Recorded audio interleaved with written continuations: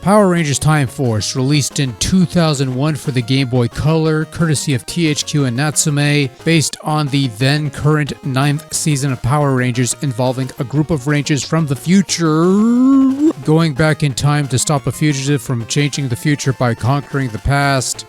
And then they just fight in the same city for 40 plus episodes because Power Rangers is low budget schlock for kids of all ages and sizes. Sort of like how they had a season called Power Rangers in Space, but more than 2/3 of the show took place on Earth. Fortunately, the video games based on Time Force do more with the time travel aspect than the show does. Unfortunately, the video games based on Power Rangers Time Force have been of somewhat questionable quality, and I'm being generous in that regard. The PlayStation version is a thing that exists, while the Game Boy Advance version is a thing that I wish did not exist. But what about today's subject matter, this Game Boy Color version of Time Force? Well, if you've played the Lightspeed Rescue game that graced the handheld a year prior, then you got a heads up over the rest because the core gameplay is roughly the same. You pick a ranger, you go through levels, you fight a monster boss thing, and occasionally there's a Megazord fight every few levels. However, Lightspeed Rescue has additional levels involving the rescue of civilians. Time Force doesn't have that. Instead, you're given a blaster, a sword, and some special moves. Not sure how good of a trade-off that is, but I'll tell you this much. This is genuinely the best game based on Power Rangers Time Force. Not exactly a high bar when you consider the other two outings, but even a lesser version of the best Power Rangers outing on pre-advanced Game Boy is still better than the alternatives. But anyway, the format of Time Force is fairly straightforward.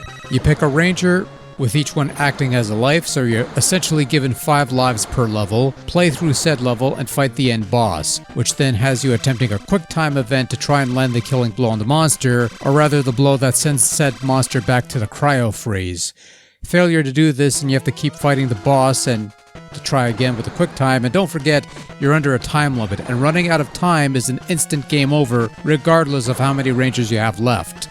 If you manage to land the blow, you'll clear the level, but sometimes the mutant will grow, and that means a Megazord fight, of which you choose to play as the red Megazord or the blue Megazord, and if you're having trouble, your Zords will be upgraded to the Shadow Force variety, which aren't exactly helpful. We'll get back to this soon enough.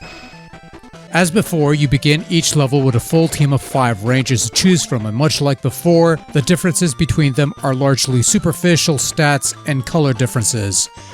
On the surface, at least. Dig a little deeper, and you'll find that each ranger has a somewhat unique arsenal of special attacks that can be performed by pressing a direction on the D-pad and either the A or B buttons at the exact same time. Pressing down and A will do a slide, for example. Forward and B will do some kind of rushing punch attack. Depends on the ranger.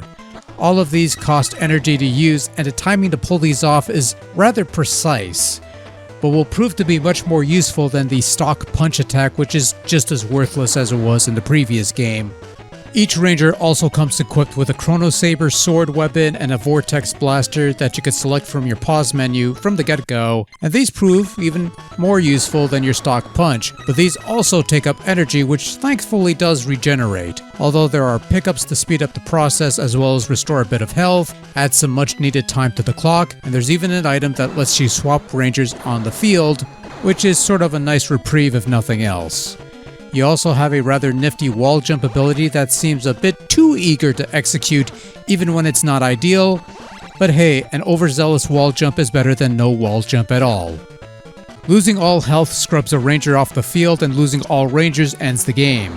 Running out of time will also end the game regardless of how many rangers you have left, so speed is of the utmost importance when it comes to clearing these levels. You do have unlimited continues, and there's also a password function to resume your progress at a later time. And that's about it, really.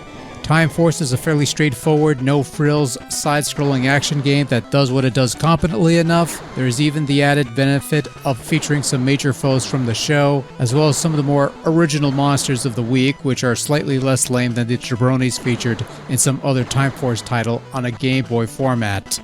Some levels do have you seeking out switches to open up a path along the way, but the game's is otherwise no frills in the execution. It does what it does well enough, and that's about all you could ask for from a game like this, especially a Time Force game. Control sees a bit of improvement. Your ranger runs a bit faster, and your jumps are much cleaner in feel and execution. None of those awkward leaps that don't work as they should every so often. The wall jump probably works better than it should, but again, that's a good thing. I only wish they had done a better job with the offense, particularly your default punches, which again are practically useless. Your Chrono Saber is a slight improvement with slightly more reach, but that uses up energy, as does your Vortex Blaster, which only gets a nut because it's nice to have a gun in a game like this.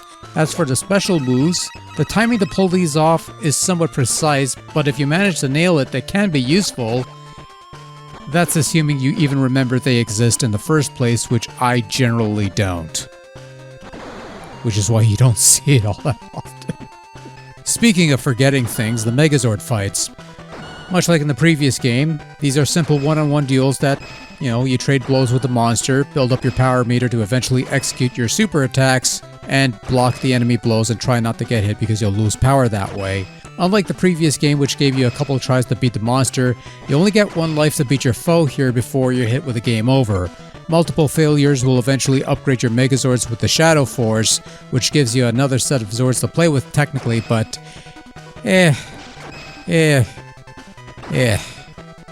I'm more than willing to give this the benefit of the doubt because at the very least you control a Megazord, you could have a fight with the monster, unlike some later portable entries which really don't do that, but I digress. Time Force sports similar graphics to the previous game, but with some slight improvements. The Rangers are practically indistinct from each other save for their colors, but the monster sprites are actually very well defined and quite varied as well, which is one thing this game has over the Lightspeed game. The levels you traverse through look nice and colorful, and the cutscenes are actually pretty well rendered, a slight improvement over the previous game in this regard.